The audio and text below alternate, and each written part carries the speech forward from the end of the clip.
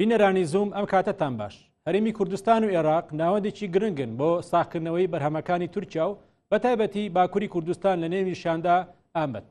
ژووری بازرگانی و پیشەسازی ئامەد دەڵێت هەرێمی کوردستان و عێراق لە ڕیزبەندی یەکەمی ئەو وڵاتانەدان کە زۆرترین کاڵا و پێداویستی لە تورکیاوە هاوردە دەکەن.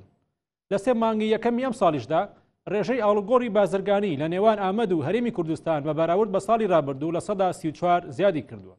خەبارەی ئاڵوگۆڕەکەش گەشتۆتە 2 ملیار و 731 میلیۆن دلار. ساڵی ڕابردوو ئاڵوگۆڕی خەبارەی بازرگانی نێوان هەرێمی کوردستان و تورکیا و عێراقیش بە نزیکەی 13 میلیۆن دلار بووە. جموجۆڵی بازرگانی لە نێوان هەردوولا بەردەوامە لە گەشتەسەتنە. هەفتەی ڕابردوو شاندی ژووری بازرگانی ئامەد هاتنە سلەیمانی و ئاماجەکەش بۆ زیادکردنی خەبارەی ئاڵوگۆڕی هەردوولا چاویان لەوەی ئەم ساڵ خەبارەی ئاڵوگۆڕی بازرگانیەکان گێنە 15 میلیارد دلار. ئەم گەشتەسەندە لە ئاڵوگۆڕی بازرگانیدا لە کاتێکدا ئێستا تورکیا و باکووری کوردستان لە نێوان قەیرانیشی قوڵی ئابووری و بێکاریدایە. لە ئامەدەوە بەڕێز محەممەد قایە سەرۆکی ژووری پیشەسازی و بازرگانی ئامەدم لەگەڵە و گفتوگۆ لەگەڵ بەڕێزیان لەسرم تەورانە دەکەین. بەڕێز محەممەد قایە سەرەتا بە خێراتی بۆ بەرنامەکەمان. سوپاسانەکەم بە هیوای پەخشێکی باش.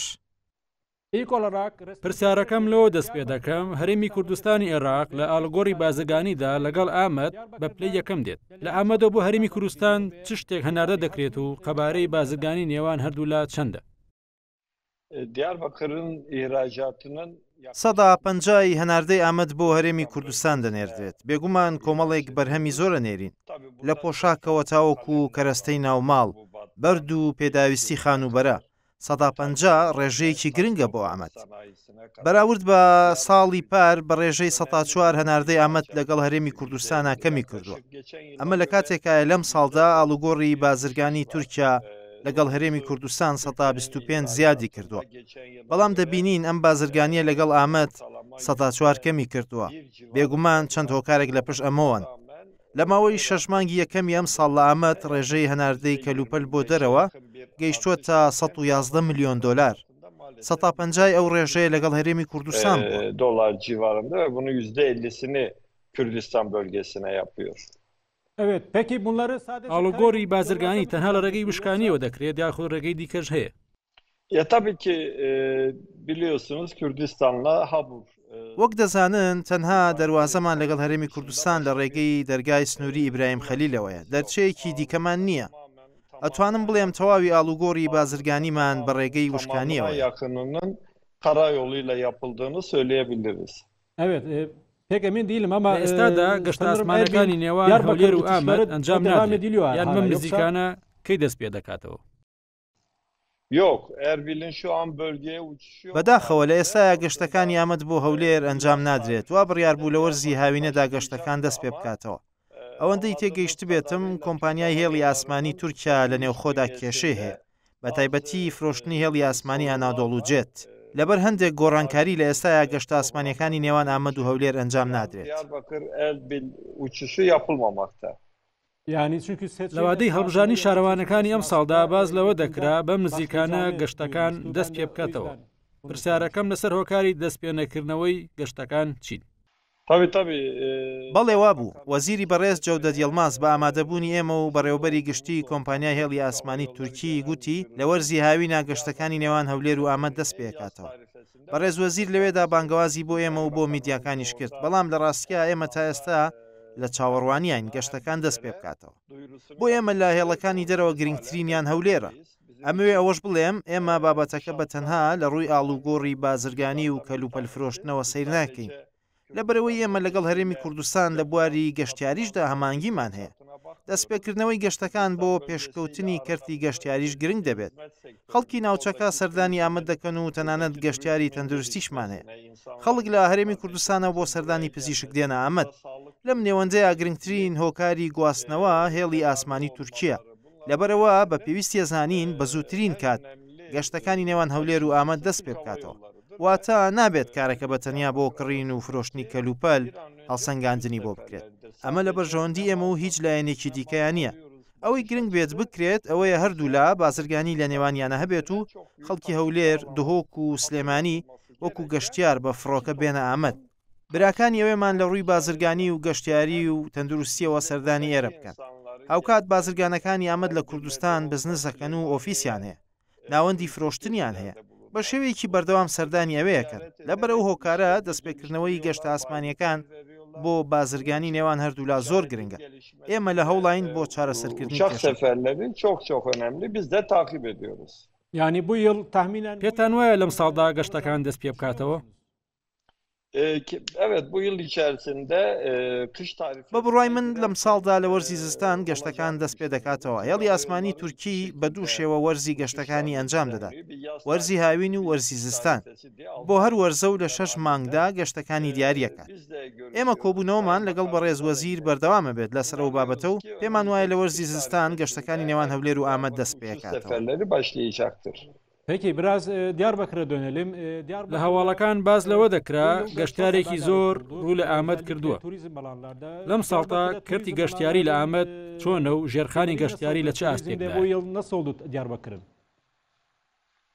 Tabii ki Diyarbakır bölge... بێگومان ئامەد ناوچەیەکی میزۆپۆتامیایە شارێکە مێژوەکەی بۆ 12500 ساڵە گەڕێتەوە 33 شارستانیەتی تیا بووە ئامەد لە ڕوانگەی گەشتیاریەوە ناوەندێکی گرنگە ئەگەر بڵێن بە گوێرەی پێویست گەشتیاری بۆ دێت نەخێت ئامەد نەگەیشتوێتەوە ڕێژەیە کە ئێمە ئومێدی بۆ خوازیین ئەشتوانم بڵێن بەڕاستی لە ڕووی ژێرخانی گەشتیاریەوە لە ئوتێل و دامەزراوە کۆمەڵایەتیەکان ئامەد گەیشتوێتە خاڵێکی باش بەڵام پێویستە بەهێزتر بکرێت چەند ڕێگریەک لە بەردەم ئەو هۆکارە هەیە یەک لەوانە بە هەمان شێوەی هەولێر و ئامەد کێشەی گەشتی فڕۆکە بۆ ئامەتێ بە هەمان شێوە کۆمپانیەکانی گەشتیاری لە ئەنقەرە ئیستانبول و ئیزمیر کێشەیەوەیان هەیە ناتوانن بە فڕۆکەی هێڵی ئاسمانی تورکی گروپی گەشتیاری بۆ ئامەد بهێنن لە گەشتەکانە کێشەی نەبوونی شوێنی پێویستیان هەیە هێڵی ئاسمانی تورکی گورزێکی کوشندەی لە کەرتی گەشتیاری ئامەدداوە لەبەرەوەی ناتوانێت گەشتیار لە ئیستانبولەوە بە 15 بۆ 20 کات ژمێر بە پاس بۆ ئامەد بهێنێت پێویستە و گەشتیارانە بە گروپ بە فڕۆکە بهێنرێت کاتێک سەیری داتاکانی 6 مانگی ئەمساڵەکەین ئەبینی کێشەیەکی گەورە لەلایەن هێڵی ئاسمانی تورکیەوە هەیە لە گواستنەوەی گەشتیار بۆ ئامەد بێگومان ئەمە بە تەنها لەسەر کەرتی گەشتیاری کاریگەری دروست ناکات بەڵکو ئاستەنگی بۆ گەشتکردنی خەڵکی ئامەدیش دروست کردووە لە زۆربەی بوارەکانە کاریگەری هەیە ئەتوانم بڵێم کۆمپانیای هێڵی ئاسمانی تورکی کەم تەرخەم بووە ئامەد شوێنێکە گەشتیار ڕاکێشێت لە ناوچەک لە پارێزگاکانی ڕۆژاوای تورکیا و لە پارێزگاکانی دەوروبەری خۆی خەڵک بۆ پشووی هەفتە سەردانی ئامەد دەکەن هاوکات لە ناوچەکانی هەرێمی کوردستانیشەوە گەشتارێکی زۆر ڕوو لە ئامەد دەکەن هەرچەندە لە دوامین گۆڕانکاریدا وەزارەتی دەرەوە لەگەڵ وەزارەتی بازرگانی تورکیا لە کۆبوونەوەکانیان لەگەڵ هەرێمی کوردستان بڕیاریان ناوە پێدانی فیزە لە خوار تەمەنی 15 ساڵ و لە سەر و تەمەنی 50 ساڵ بەبێ بەرامبەر بێت لەو بڕوایەدام ئەم بڕیارە ڕێژەی هاتنی گەشتیار زیاترەکە turizmdeki sayılar da artıracaktır. ئەوی پێکی بۆ تورک هەوا یۆڵەرە دەمەوێت ئەوە بزانم ئەگەر بە وردی پێم بڵێن کێشەکە لەوەدا کە گەشتەکانی کۆمپانیای هێڵی ئاسمانی تورکی بۆ ئامەد بە گوێرەی پێویست نییە یاخود کێشەیەکی دیکە لە هەرادا هەیە وان بوون و daha دێتالی بشەکی دەڵمەک istiyorum.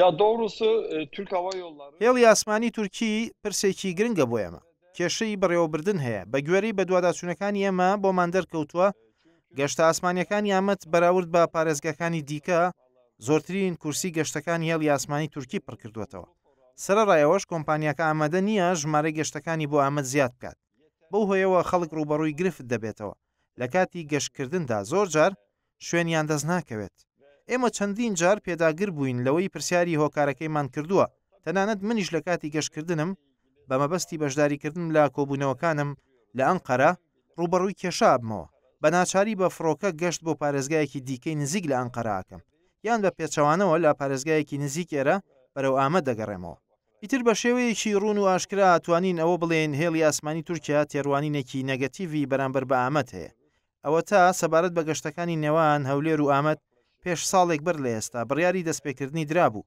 تەنانەت گفتیشی لەسەردرا بەڵام تا ئێستا گەشتەکان دەستی پێ نەکردوێتەوە بە شێوەیەکی گشتی ئەتوانم بڵێم لە هەردوو گەشتەکەدا هێڵی ئاسمانی تورکی تێڕوانینێکی خراپی لەسەر ئامەد هەیە یاخود لە شکستی خۆیدا ناتوانێت ئەو کێشەیە چارەسەر بکات. ilgili algısı veya beceriksizliğiyle ilgili bir durum söz konusu. Peki hükümet bir şey باشە حکومت لەو بارەوە هیچ ئەنگاوێکی نەناوە. Yani hükümetle ilgili işte biliyorsunuz Cevdet Bey bu konuyu özellikle لایەنی حکوومەت بە تایبەت بەڕێز جەودەت یەڵماس یاریدەدەری سەرۆکۆمار ئەم پرسەی هێناوەتە سەر زمان و لەسەر ئەم پرسەش لەگەڵ بەڕێوەبەری گشتی هێڵی ئاسمانی تورکی کۆبووەتەوە.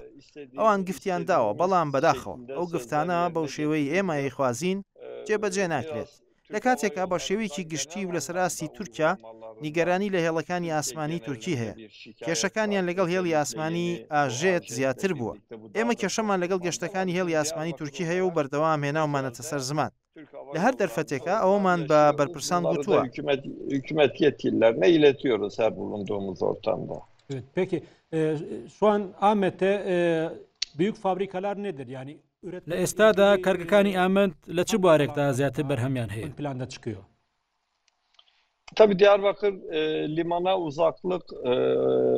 uzak olması münasebetiyle sanayi... لەبەرەوەی ئامەد لە بەندەرەوە دوورە بۆیە لە بواری پیشەسازیە دەرفەتەکانی سنووردارە وەک کەمێک پێش ئێستاژ ئاماژەم پێکرد گرنگترین شوێن بۆ هەناردەی ئێمە هەرێمی کوردستانە لەگەڵ دراوسەکانی دیکەشمان بازرگانیمان هەیە بە شێوەیەکی بەرچاو لە ئامەد لە بواری بەرد و مەڕمەڕدا پێشکەوتنی بەخۆ بینیوە لە ڕووی هەلی کار و هەناردەوە بۆ داهاتی ساڵانەی ئێرە گرنگە لە پاشەوەش لە ئامەد کەرتی جلوبەرگ و پۆشاک زۆر بە خێرایی گەشەی کردووە بەرهەمەکانی هەناردەی دەرەوە ئاکرێت لە ئێستایا بەشی یەکەمی ناوچەی پیشەسازی تەواو بووە کە 76 کارگە لە خۆگرێت و خەریکی کردنەوەی بەشی دووەمی ناوچەی پیشەسازین کە 7 کارگە لە خۆ دەگرێت و ئەکەوێتە خزمەتکردنەوە ئامەد وەک ناوچەیەکی میزۆپۆتامیا شارێکی کشتتوکاڵیە بە پیتی خاک و بوونی ئاو پشتیوانیکی زۆری کەرتی کشتتوکاڵە لە ناوچەکە بە تایبەت لە بەرهەمە پاقلەمەنیەکان هەروەها لا سەوزە و میوەشدا پێداویستی خۆی پڕەکاتەوە بە یەک لە ناوچە کشتتوکاڵیە گرنگەکانی ناوچەکەدا دەنرێت لە بواری لۆکەشدا ئامەد لەگەڵ ڕووها لۆکەی 150 تورکیا بەرهەمەیەنێت لۆکە بەرهەمێکی استراتیژیە بەڵام ناشتوانە بڵێم لە ئاست چاوەڕوانیەکانماندایە لەبەرەوەی کەناڵەکانی ئاودان لە بەنداوی فارقین و پیران تا ئێستا تەواو نەکراون لە کاتی تەوابوونیە ڕێژەی بەرهەمەکانمان لە لۆکە و لە بەرهەمی کشتتوکاڵی لە ئامەد زۆر لە ئێستا زیاترە بێت لەم ماوەی دواییدا پیشەسازی ستیل و مۆبیلات زۆر بە خێرایی گەشت Mobilya ve metal sanayi de hızla gelişen sektörler arasında sayabiliriz. Mehmet Bey, Ahmet'te işsizlik oranı بەڕێز محەممەد ڕێژەی بێکاری لە ئامەد لە چه ئاستێکدایە؟ Tabii Ahmet'in şöyle bir özelliği var. Türkiye'de ڕێژەی گەنج لە ئامەد بەراورد بە پارێزگاکانی تورکیا و پارێزگاکانی نزیک لە ئامەد زۆر کەمترە لە تورکیا 133 بۆ 135 لە ئامەد 124 و لە ڕووها 120 واتە ڕێژەیەکی زۆری گەنجمان هەیە بێگومان ئەو ڕێژە زۆرەی گەنجان لە ناو کار و لە پرۆسەی خوێندندانین بەمە ژمارەیەکی زۆری گەنج بێکارن هەندێک لەوانە بە شێوەی وەرزی ئەچنە پارێزگاکانی ڕۆژاوا بۆ کارکردن لە شوێنە گەشتیاریەکاندا یان لە کەرتی بیناسازیدا هەوڵی دۆزینەوەی کار دەدەن ئێمە لە هەوڵی ئەوەی ئاین گەنج لێرە بهێڵینەوە ئەویش بە هاوکاریکردنی خول و پەروەردەی تایبەت بۆ ئەوەی لە کەرتی وەبەرهێناندا دەرفەتی کاریان هەبێت ئەلبەتە لە ڕووی ئاماری فەرمیەوە دەستگای ئاماری تورکیا دەڵێت ڕێژەی بێکاری لە ئامەد لە 118 بەڵام ئێمە دەزانین ڕێژەکە لەوە زیاترە ڕێژەی بێکاری لای ئێوە چەندە؟ Tabii ki burada temel veriler TÜİK'e bağlıdır. TÜİK'in verdiği rakamların... دەبێت ئەوەش بڵین وەک لایەنی فەرمی پشت بە ئامارەکانی دەستگای ئاماری تورکیا بەستین بەڵام لە ئەنجامی بە دوواداچوون و کارەکانی خۆمان بە تایبەت دواکارمان لەگەڵ وەقفی سابانجی بە دوواداچوونمان لەسەر ئەو گەنجانەی کە لە پرۆسەی خوێندن و کاردانین کردووە لە شارەکە گەیشتۆتە 160 ئەم ئامارە لە ئەنجامی گروپێک کارکردنەوە بۆمان ئاشکرا بوو ئەگەر بێت و لە دەستگای ئاماری تورکیا بپرسین ڕێژەکە 120 لێت ئێمە باش دەزانین ڕێژەکە زۆر لەوە زیاتر. Evet, daha önce de ben gazeteci olarak çok ئامادەگەلمشتر ڕابردوودا وەک ڕۆژنامەنووسێک زۆر سەردانی ئامادەم کردووە ئەو کادۆ بەرهێنان کەم بوو لە ئێستادا ئاستی وەبەرهێنان لە شارەکەدا چۆن لە ئێستاە باشترە نازانم لە چ ساڵێکا لێرە بوون بەڵام لە ئێستاە و بە تایبەتیش لە پاش 2010ەوە ناوچەی یەکی پیشەسازی جلوبەرگ و دواتریش ناوچەی 2 3 و 4 پیشەسازی کرانەوە فاستێکی زۆر لەسەرکردنەوەی ناوچەی پیشەسازی هەیە هەرچەندە تا ئێستا بە تەواوەتی نەگەیشتوونێتە ئەوەی ژێرخانی ئابووری و پیشەسازی ئامەد تەواو پێش بخێن ئەویش بەهۆی کێشەی سیاسیەوە کە هەندێکیان ئێستادا لە ئارادا نەماون و یەک لەوانەش قەیوم بوو کە ڕێگر بوو لەو کارە لەم دوایی ئامەد پێشکەوتنی بەخۆیەوە بینیوە بە تایبەت وە بەرهێنانی ناوخۆ ئەوانەشی لە ڕۆژاوای تورکیا بە تایبەتی و کوردانەی لە ڕۆژاوای تورکیا ژین دێنە ئێرە بۆەوە بەرهێنا لە ئێستادا نزیکەی 300 وە بەرهێن داوای شوێن لە ئێماکە ئێمە بە زووترین کات شوێنیان پێدەدەین لەم دوایە لە بواری پیشەسازی جلوبەرگا نزیکەی هەفتا کارگەمان کردەوە لە ئێستا لە قۆناغی دووەمدا 200 کارگەی دیکە دەکەینەوە ئامەد درگای بۆ بەرهێنەر کردوێتەوە لە هەوڵی ئەوە داین کێشەی ژێرخانی ناوچەکە چارەسەر بکەین سەرڕای ئەوەی ئامەد لە بەندەرەوە دوورە لە ئێستاە بە دوو هۆکاروای کردووە و بەرهێنی دەرەوەی شارەکە بێن و لێرە کارگە بکەنەوە خاڵێکی گرنگەوەیە لە سنوورەکانی باشوورمانەوە لەگەڵ هەرێمی کوردستان و سووریا نزیکی لەبەرەوەی ڕێژەی گەنجانمان زۆرە کردی جلوبەرگ لە پێشکەوتنایە و بەرهێن لە ئێستەمبول و ناوچەکانی ڕۆژئاوا دێن لێرە کارگاکەنەوە کەرتی جلوبەرگ و کەرتی کشتتوکاڵ و لەم دواییە شاکەرتی مۆبیلیات گەشەی کردووە سەرڕایبوونی قەیرانی دارایی لە بواری سامانەکانی ژێرزەویشدا پێشکەوتنی بەخۆیەوە بینیوە تورکیا گەیانیدا ئیکۆنۆمی کریز وار بێ بەدەر لەوەی بە شێوەیەکی گشتی لە سەرتاسەری تورکیا پرسی ئابووری هەیە بەدەر لەوە لە ئامەد چ پرسێکی دیکە بوونی هەیە Diyarbakır'ın Türkiye'deki ekonomik sorunun لەگەڵەوەی قەیرانی ئابووری ئامەدیشی گرتووەتەوە پرسی دیکەشمان لە ناوچەکە هەیە لە بواری پیشەسازیدا کێشەی دۆزینەوەی سەرمایەیان هەیە کۆمپانیەکانی ئامەد لە بانکەکاندا بە گوێرەی پێویست قەرزیان پێنادرێت ئەو کات ڕێژەی سوودی بانقی زۆرە ئەمە کێشەی یەکەمە وەک خاڵی دووەمیش ئەو سەرچاوە گرنگانەی کە هەنارداکرێن بریتین لە مەڕمار بەردی سروشتی کێشەی ئەوەیان هەیە مۆڵەتی کارکردنیان پێنادرێت و ڕوبەڕووی کێشە ئابنەوە ئەمەش کاریگەری نەرێنی لەسەر وەبەرهێنانەکە کێشەی ئەودان بۆی کەڵگە کشتتوکاڵیەکانی ئامەدمان هەیە لە بەنداوی زاپەوە دابی نەکرێت تا ئێستا ئێمە وەک ناوچەیەکی کشتتوکاڵی هێشتا 15 زەوی کشتتوکاڵیەکانمان ئاوەدرێت ئەمەش کێشەیەکی دیکەیە